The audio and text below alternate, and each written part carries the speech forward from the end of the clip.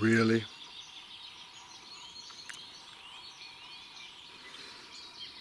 Let's go.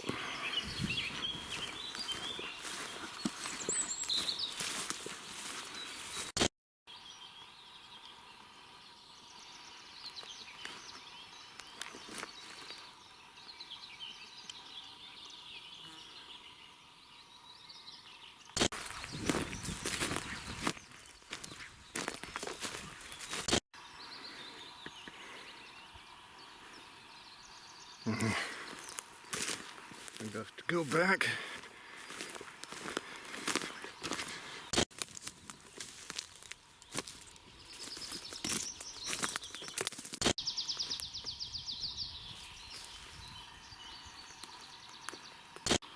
Damn. I think I'm lost.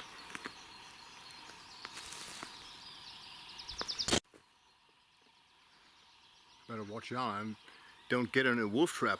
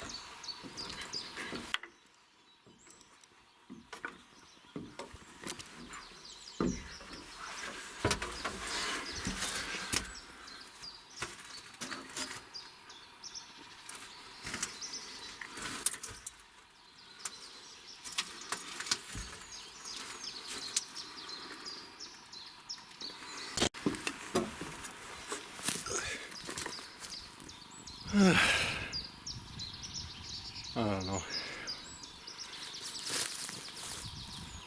Well, better keep going.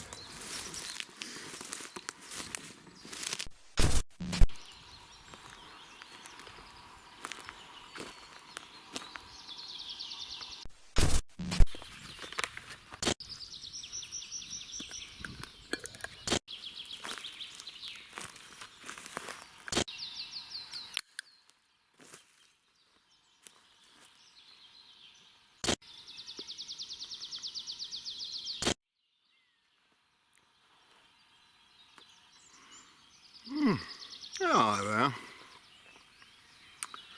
Hi there.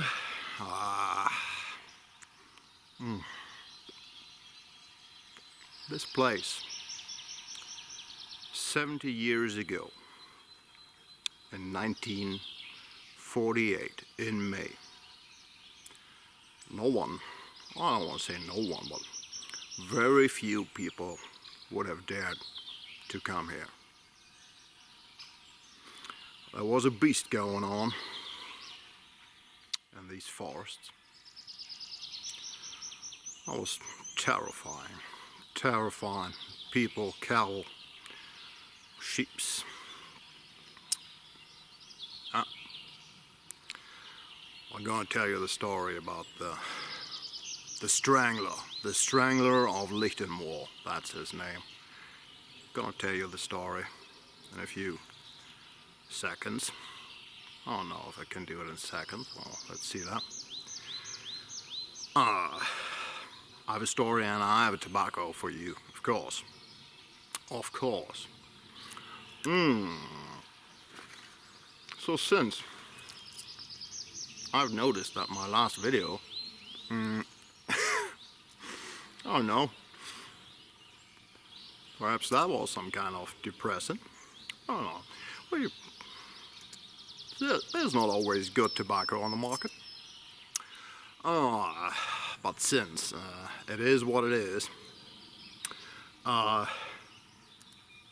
I just want to show you that there is still good tobacco around here in Germany by German producers. I brought a tin of HU tobacco, and this is not a new HU tobacco. Well, actually, that's well, it's even well known and very common HU tobacco here in Germany. So many folks who like the HU tobaccos in general, they like this tobacco, and it's well discussed on the German YTPC. But I found out that the international view on this certain tobacco, I don't know, don't want to say underrated, but oh well, it seems hardly noticed. So there are one or two reviews. I'm gonna show you the tobacco. I stored the tin up there, so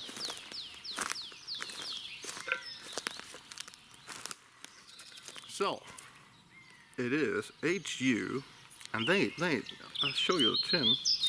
They just say, so on this side, they just say Burley Perique.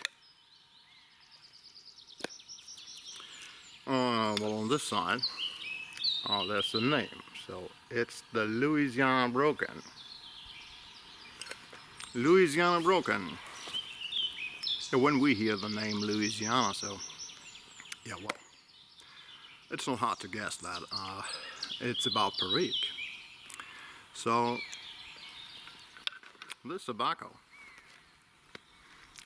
perhaps is in one league, or is in one, I don't know how to put that. So same level as Nashville County. That is very famous, I think, from HU, or Indaba, or one of those. So, but anyway, I'll show you the tobacco.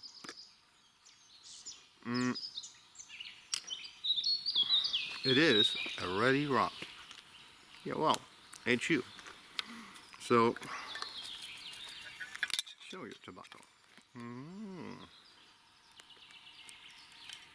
Take a look at that. So as you know, these HU tobaccos,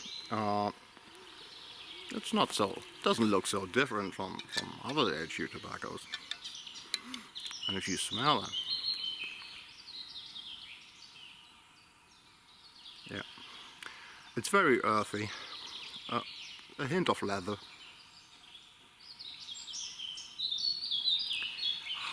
You can hardly detect the Perique. And I'm wondering about that, because in the end it's a tobacco that's about Perique. And well, it's not a simple vapor or something like that. So,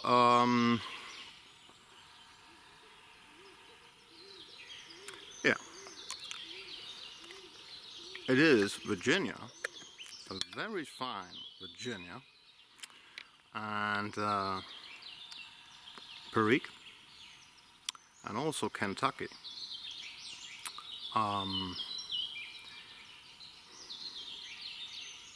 So what comes to mind if you light it up, that is mainly, you mainly taste the Virginia, but very, very good, very smooth.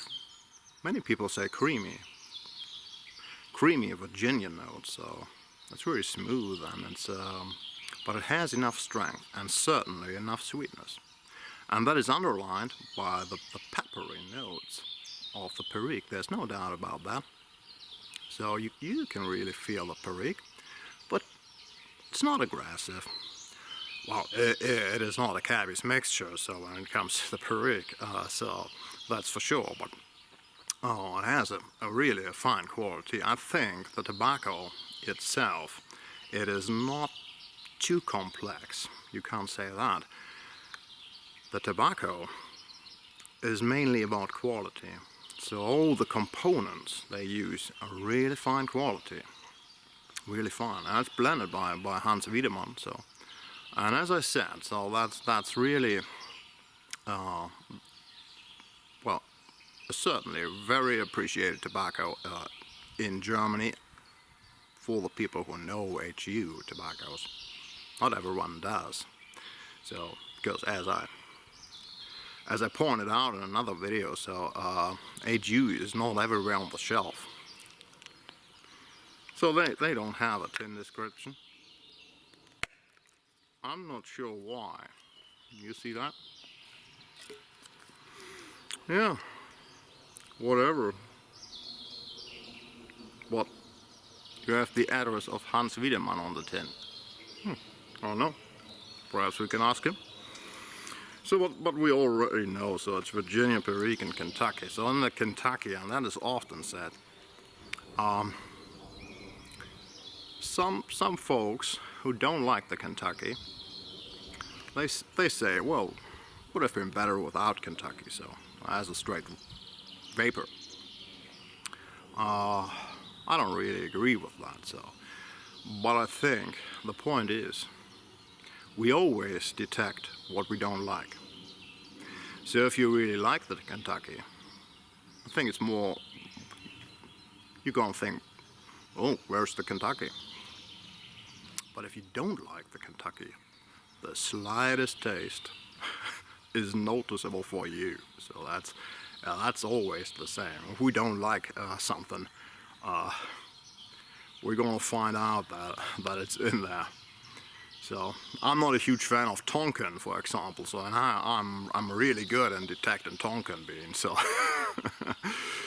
anyway, everyone has his favorite. So yeah. So the tobacco is 18 euros 85 cents here in Germany, and I think you can get this. I think you can get it. Yeah.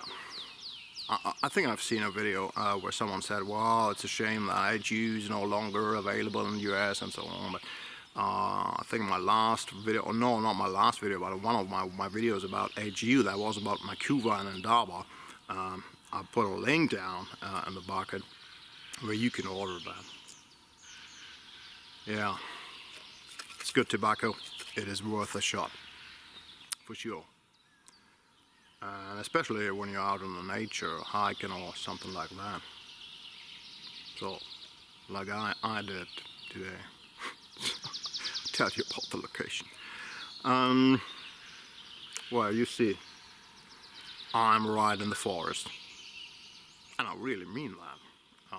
I'm really right in the forest. There's nothing around it.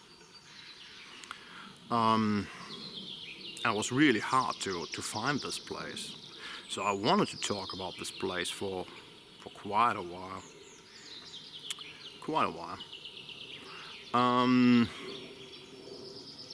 But it was really hard to find that. But finally I did it. And I think I put a link down in the bucket, Google Maps link, if I can find that on Google Maps again. So I have to watch out for that myself. So. Yeah, that's a memorial. So, and I said, well, this place was a dangerous place, or what seemed like a dangerous place a long time ago. So let me just put the tin away. And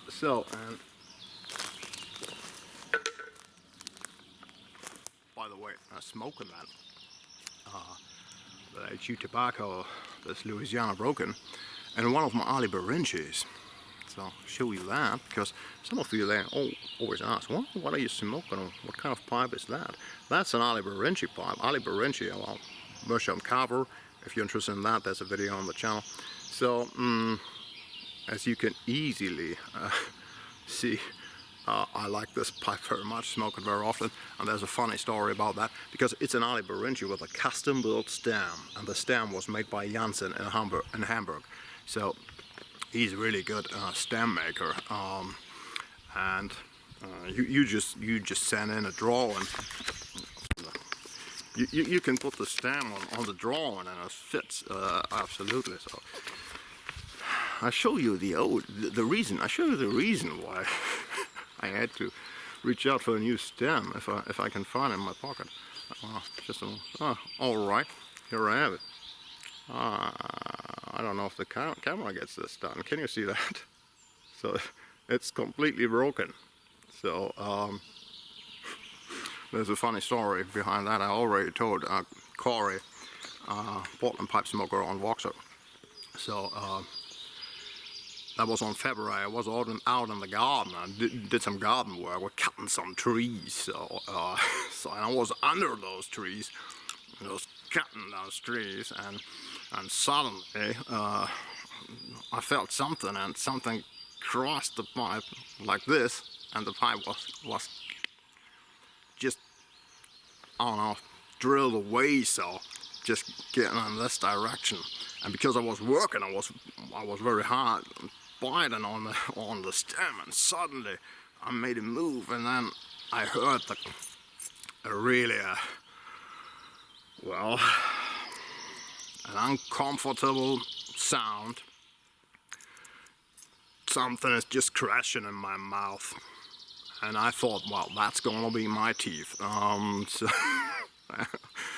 and I immediately felt some hard pieces, so I thought, well, that's gonna be the rest of my teeth. Well, my teeth were all right, so just the stem was broken in pieces.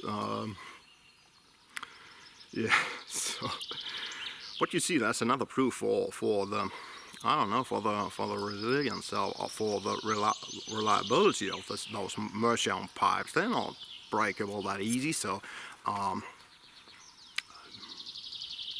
didn't break any other parts, so the shank is absolutely alright, no damage done. So so you see that the meerschaum shank, that is harder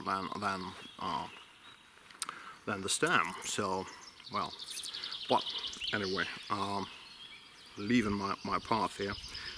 So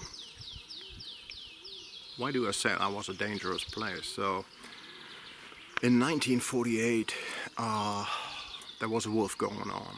Legend has it, not only legend, there was a wolf going on here in these forests and on the open moor. So that is Lichtenmoor, that means wide moor, and this is really out in the open, just farmers around, and no larger city, just villages, very small villages. And that was after the war, so 1948. And I don't know, I think during half a year or a year, around 60 cows were killed. 60 cows were killed, and 100 sheep, and many other animals. People were very frightened. So women, they couldn't get out in the forest to, I don't know, get some berries or whatever what they're looking for. And yeah, that was really very hard. So, and many legends around that, and people were already wondering what kind of beast could kill 60 cows and 100 sheep and so on. And they even discussed that it could be a lion, perhaps, or a tiger, from a zoo. So after the war, so it may have happened, so during the war, that I don't know, during bombardment or whatever, so maybe some of these animals were able to break out and are now just hunting in those forests. So some people even said it's a werewolf. So the old legends, they coming up very quickly when people are feared. So yeah, and then the whole region that was under British occupation. So that was the administration for the whole region, and yeah, they were involved too. So they put up a really huge hunt. So a really huge hunt. So they 1,500 men, 1,500 men, military, British military, hunters from the region. Even a famous German hunter from Hamburg who used to hunt animals in Africa, so I don't know, lions and all these animals. Even he came here to watch out for the beast, try to bring him down. So, but no result. no one found anything, a beast, a wolf, a tiger, I don't know, a cougar, whatever. So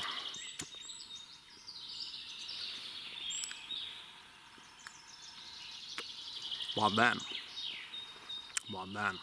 As every good story, in the end, it's up to the simple man. That's what every story is about. When all professionals, when the military, when they all give up, it's up to the normal man. And that's what happened here. So on the stone you can see an inscription. So that says, right at that place, right here, on August 27, 1948, the Strangler of Lichtenmoor was shot by Herman Gartz.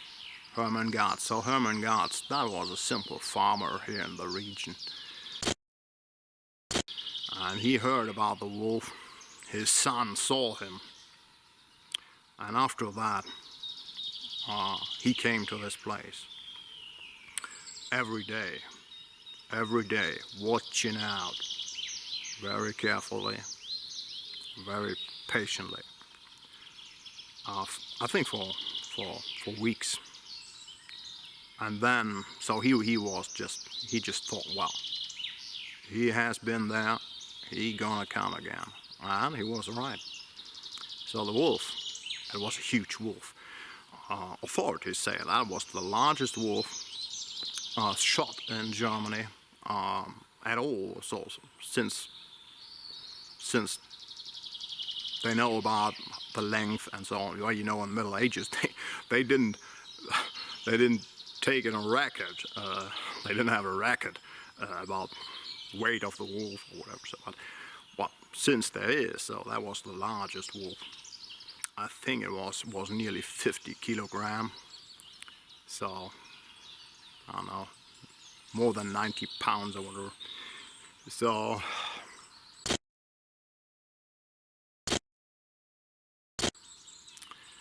yeah, and then he wanted to give that wolf to the museum in Hanover. So they should show this wolf in their exhibition. But the wolf was stolen. The wolf was stolen. And someone just stole that and put it in the trunk. And after 48 hours, there was no chance to do anything with that anymore. So that was just gone. Yeah, so they did some kind of replica or whatever from the wolf. So they tried to redesign something in shape that's similar to that. And that's even now in the museum. So, and everyone here in the region is sure about that story. Well, so if you like a good story, my suggestion would be to cut now. Because of course, well, you know, that's a disease that we historians have, so we can't leave any story alone. So that's my apology, but that's just part of the job description. So when you hear about this story as a historian, well, there is an alarm going. So how can a single wolf kill 60 cows and 100 sheep and I don't know, many more animals? Well, hard to believe. So alright, so let's say that's possible. So, but what really makes us suspicious is that many of these animals found, so these cows, for example, they were killed by knives. So that was obvious that they were really kind of slaughtered, so with knives. And I'm not really into hunting, but I don't know. Well, I really doubt that there are many wolves using knives. So and some of the sheeps, they were already skinned. So right on the open field, lying on the open field, already skinned. Well, I don't know. Again, I'm not a huntsman, but I think there are many wolves using knives and skinning sheep. So, and there's a third thing. So, when Herman Gotts, when he killed the wolf, the killing of cows and sheep, that was already over. That was already gone. And you have to know one thing: the peak, the high point of killing, that was in May 1948. And in June 1948, Germany got a new currency, the Deutschmark. And after that, all the killing just gone. So where's the connection? So before the new currency, farmers were not allowed to sell their cows or their meat or their sheep however they wanted, because there was no money around, and that was all done by British administration. So that was very complicated, and they made sure, that was to make sure that people not starving, so that have the right distribution of meat for the population. That was important. And so, well, you could get the idea that having a beast around that just kills animals, so they're just taken from the list. You just go to authorities and say, well, unfortunately, one of my cows is struck by lightning or is killed by a wild animal. Just take it from the list. I can't sell that anymore. Take it from the list. And that's what they did, what authority did. So, I don't know. They're bad rumors. Some of those farmers, they made a pretty good deal with the wolf. So just giving the notice to the administration. Well, some of my cows are dead, killed by the strangler, by the wolf, and just taken from the list, and then to sell the meat of the cow illegally. Well, that's just a thought. Anyway, guess that's the most reasonable explanation. So the interesting point about that is perhaps that this story about the strangler, about this mighty wolf killing all these animals and frightening people and so on, this story is still told in schools. This is still official history. And that's funny, but I don't know, perhaps also frightening.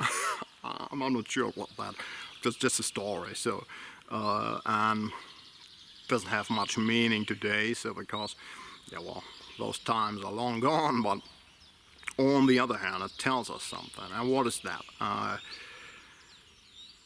Whenever people got a chance to blame someone, and that's the easier way, they're gonna do that.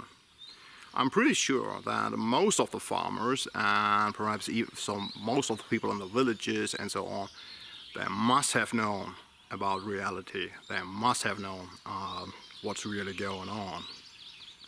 Because, well, the meat has to be sold and so on, and these knife wounds and so on. Well, you know, these small villages, you can't keep anything a secret. So, yeah, I think, so they must have known. But the thing is,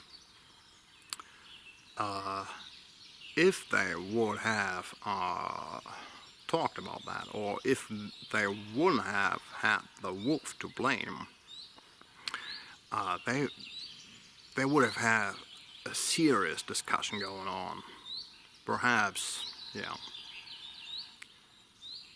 even some kind of war on their hands with their neighbors and other farmers and so on. So to, I don't know, to blame someone for being not only illegal against the authorities, but being some kind of unethical, because there was always the danger of people starving if the meat is not distributed in the way it should be. So it was easier to look the other way, and they did. And they always stick to the story.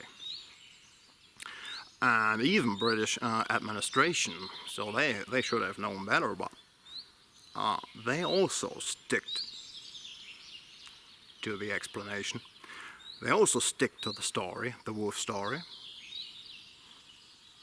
And they even honored Herman Gans for shooting the wolf. So he got a letter from British administration. They say, well, fine job, and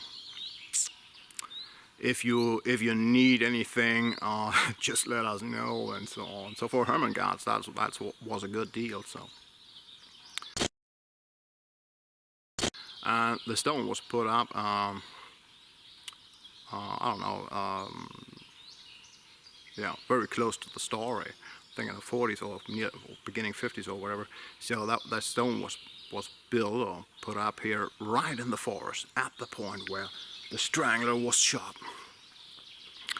And that was done by federal hunting authorities. So yeah, they also stick to the story, because we don't have many great hunting stories since all the wolves and lions and everything is gone here in Germany.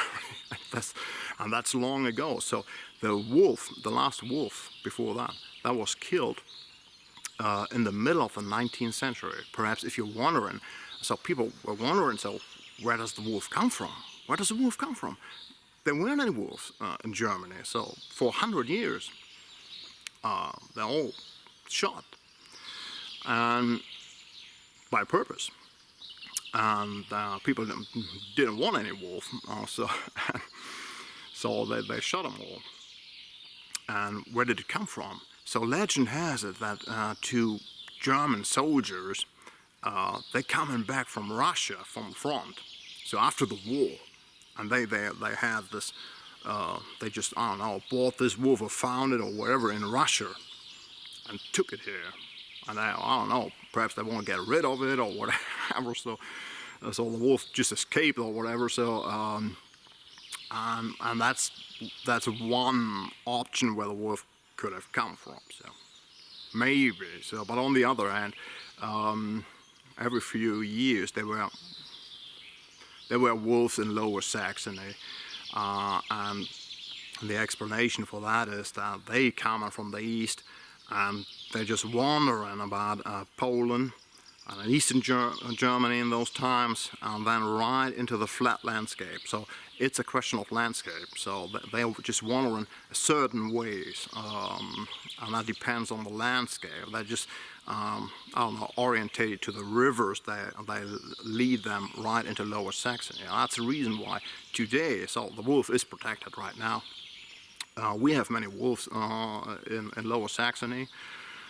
There's a huge discussion going on. Well, you know, some people, they like to have the wolf around, some people don't. So it's mainly about countryside and city life. So people in the city, they prefer to have the wolf not in the city but on the countryside, and people on the countryside, they have their doubts. Not everyone, so it's more complicated, but many farmers, you can imagine that they're not so, they don't really appreciate having wolves around their cattle. So there's a discussion going on, but the wolf is protected by law. So today,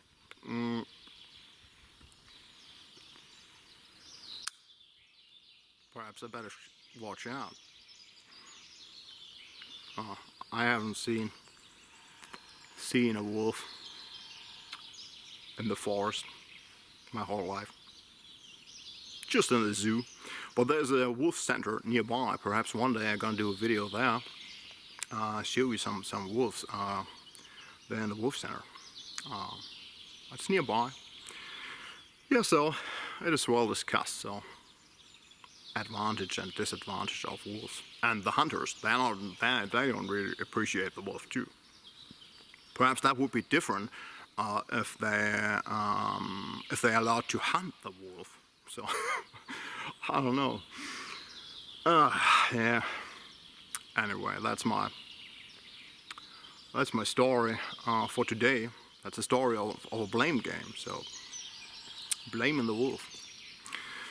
Yeah. Anyway, you can believe in the story that's written in history books, or you can do your own thoughts about that. That's up to you guys. But perhaps you want to give the HU, the Louisiana Broken, a shot, and won't hurt. And I hope you all are well.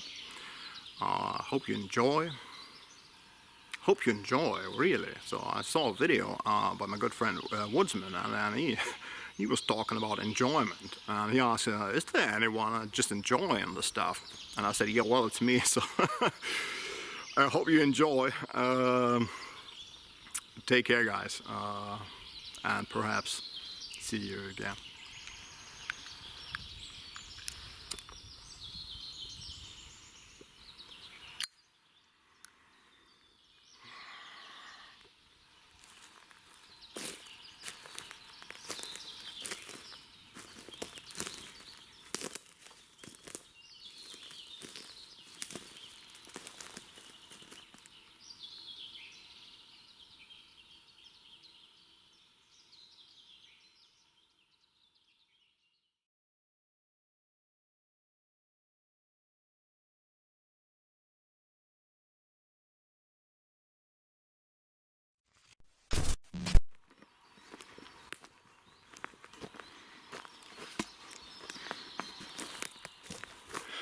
Believe it or not,